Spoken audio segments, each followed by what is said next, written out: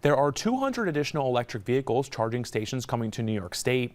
U.S. Senate Majority Leader Chuck Schumer announced the news on Friday, stating that he has secured $15 million in federal funding to install these new stations. The money comes from the U.S. Department of Transportation's Charging and Fueling Infrastructure Grant Program. Schumer says these stations will be put in places like state parks, hotels, state office buildings, and municipal parking lots throughout the state.